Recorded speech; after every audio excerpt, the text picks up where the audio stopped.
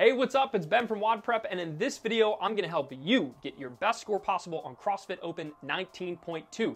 If you're doing the 19.2 workout and you're looking for tips and strategy for the scaled and RX division, then this is the video for you. I have some special tips that I think are a little unconventional, and I'm gonna reveal them to you about the toes to bar, the double unders, and the cleans that come along with the CrossFit Open 19.2 workout. Now, let's talk about a couple quick things. I am not associated with CrossFit HQ in any way, shape, or form. These are WODprep's opinions and not CrossFit's. If you want the full standards, go to CrossFitGames.CrossFit.com where you can see the full standards to make sure you're doing this workout exactly as written. The next thing I want to say is that if you want a complete warm-up where we teach you exactly step-by-step how to warm up for this workout and a secondary video on exactly how to recover from this workout, we are going to be releasing those and we give them to our WODprep Insiders list. If you want to sign up for that, it's totally free. Just go to WODprep.com/open and you'll get the full strategy guide, the full warm-up video, and later on in the weekend, we're actually going to release a full recovery video that's going to help you recover from the workout and make sure you're not so darn sore.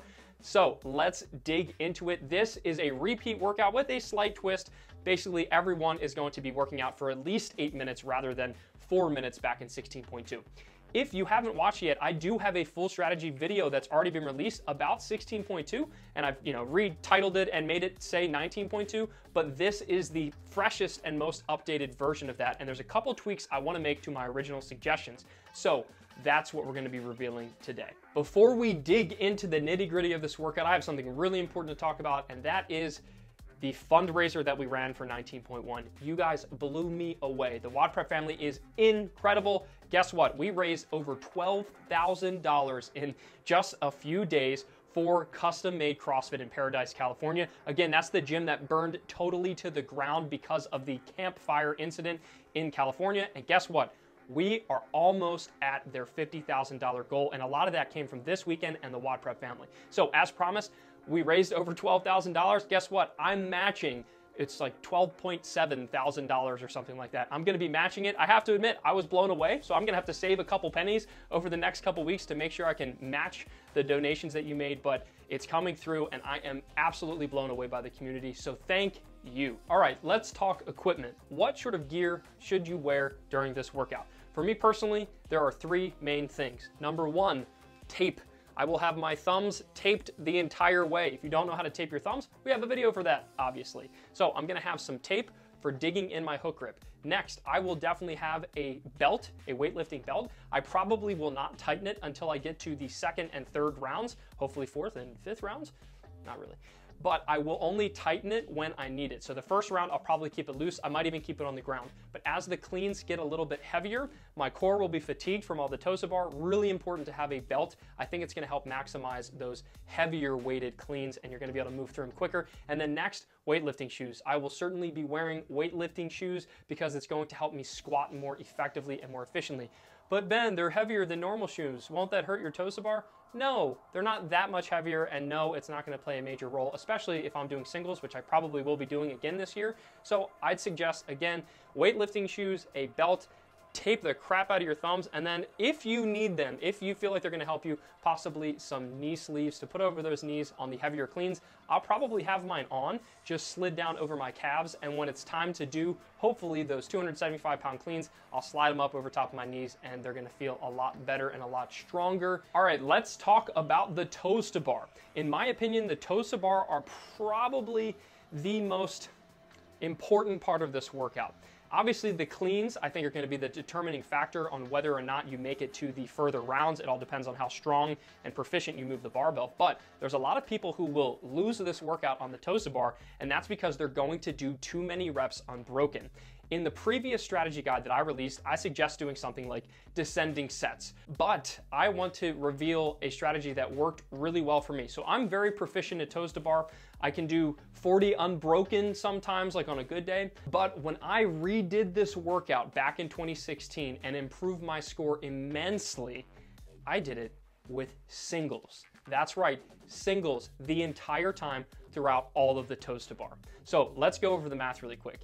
If you do quick low bar singles for this workout, it's going to take you about 70, maybe even 80 seconds at the higher end to do 25 reps. That's literally doing one rep at a time, dropping your feet down, grabbing the bar, doing another one. You can see here how quickly I'm able to rotate through these reps.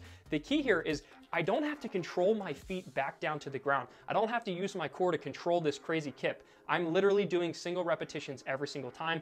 It's not pretty, it's not sexy, but guess what? It really protects your core from getting fatigued so that you have it for later on when the cleans get really heavy. So again, it takes about, when I tested, about 70 seconds to do 25 single repetitions of toes to bar. If you went completely unbroken, like we saw some people do, if you went completely unbroken, it's gonna take about 40 seconds to go unbroken. So you're really only gaining 30 seconds worth of time. And my guess is when your core's fatigued, when you're tripping up on the double unders because you're so smoked in your core and your lats, you're probably gonna sacrifice a lot more time than that. So my overwhelming majority opinion for everyone in the RX division is to do singles. For most people, singles will be a great strategy. Again, it's gonna take about 70 seconds and you'll have plenty of time to knock out the double unders and cleans and you'll be much fresher for it. Now, if you're doing the scale division, obviously that changes. I would recommend, you know, the scale division, a lot of the knee raises and sit-ups are gonna be quite easy, so blow through them and blow through the single unders. Really, the scale division is all about those cleans and how efficiently you can get through them, and we'll talk about those in a second. Sorry for the interruption, but I have someone here to give you a special message. Alfred would like for you to hit the subscribe button down there. Isn't that right? Yes, it is. Alfred would like you to subscribe.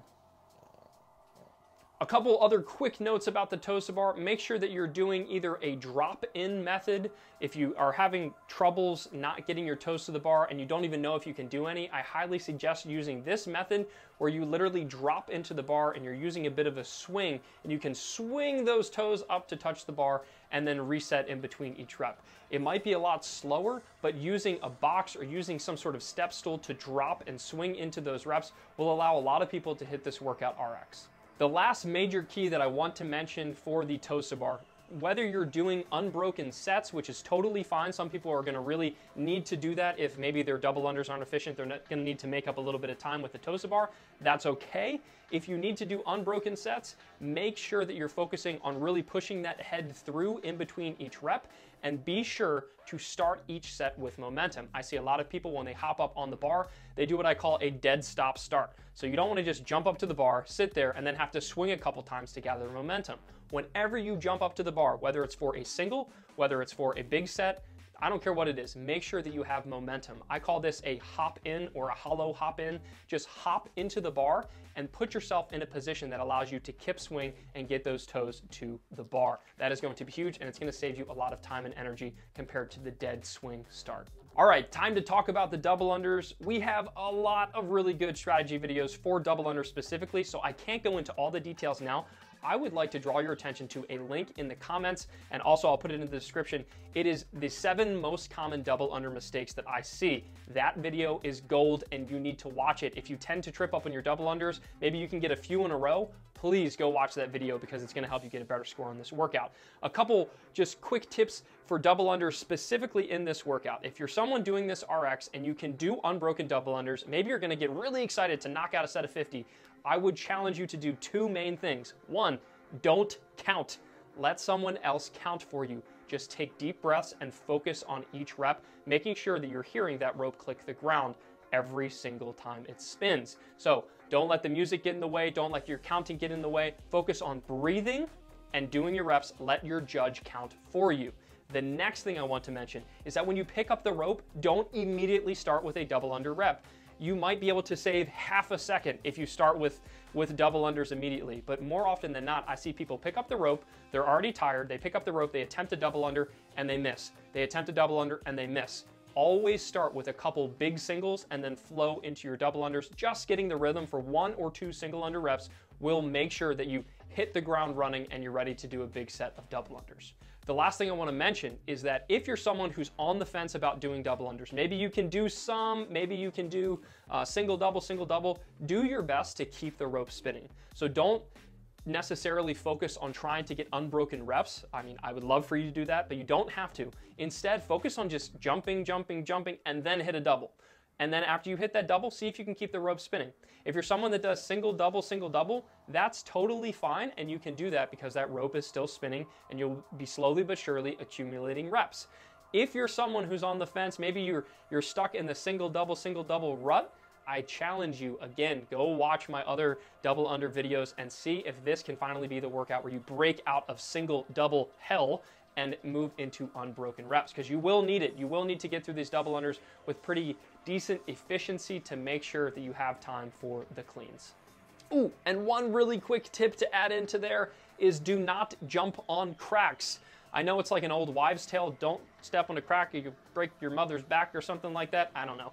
But don't do it with double unders. It's so easy to jump on the seam of two mats. At the gym I work out at, there's 18 by 18 inch squares. And I promise you, when I jump on a crack and that jump rope hits one of the cracks, it'll bounce up and it'll cause me to trip or it'll mess up my timing. So do your best to jump on a platform or jump on a place that has absolutely no seams in it. Or if there is a seam, make sure that you're lined up properly so the jump rope isn't running into the seam, it's going along with the seam and it's not gonna get snagged inside of it. Last but not least, let's talk about the cleans. Cleans are all about pacing. So many people in the earlier weights are going to want to come out really fast. I don't suggest that. I'm gonna suggest doing singles all the way through every single rep. In the 16.2 video that I made, I mentioned the Rich Froning technique, and that's what I'm gonna mention here.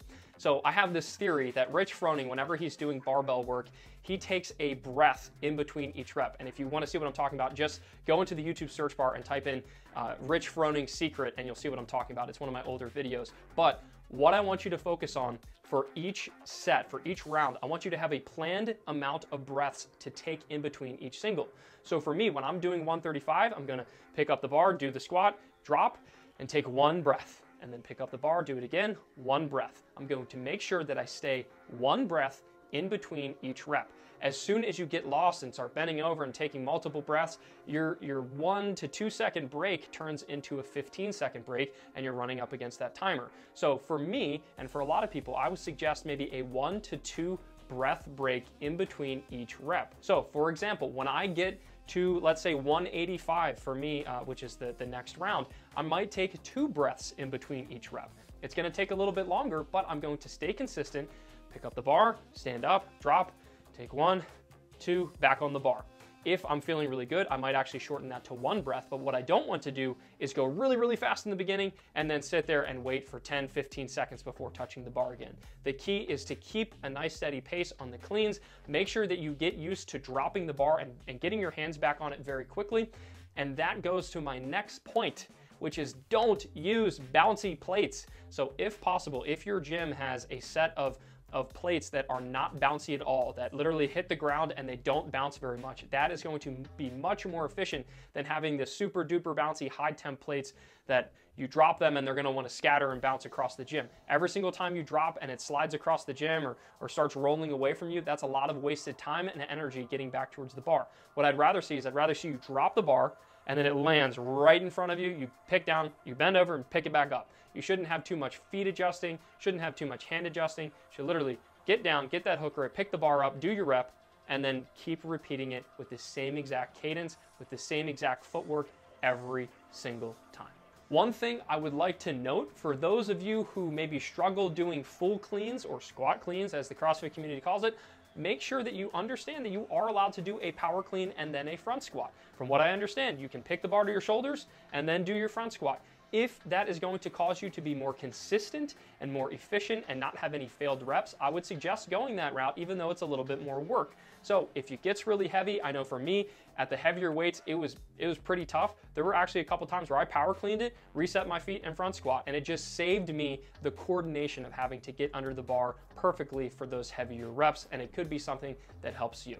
Obviously, it goes without even saying, make sure that you have someone who's able to switch out your weights and make sure they do a good job. It's very easy for people to make a mistake switching out plates or to not be prepared for it. Just be sure you have a team helping you switch out your plates and giving you time updates. This one, there's a lot of moving pieces going on, but if you can set yourself up so that you're only focusing on breathing and keeping a solid game plan and staying with that tempo, then you will be good to go and you will get an excellent score in this workout. If you want the full warm-up, we're gonna teach you a couple more things about how to get prepared for this workout. And if you also want the full cool down and strategy video, you will be sore from this workout. make sure you go to WODprep.com/open, where we will send you all of that stuff for free, and it's gonna help you get your best score possible, even more so than this video. Next, thumbs up if you liked the video, thumbs down if you didn't, and please do me a favor and hit the subscribe button. We are doing a big giveaway once we hit 100,000 subscribers. Like I said in the first video, I'm giving away a fitness certification to one of my subscribers, and it's going to be dope. So make sure you hit subscribe. And last but not least, we have tons of content to help you with toes to bar, to help you with double unders, and we do have some stuff to help you with the cleans. So make sure you take a look in the description and in the comments, because I have lots of supplemental links that will help you improve. All right, that's it. See you next week.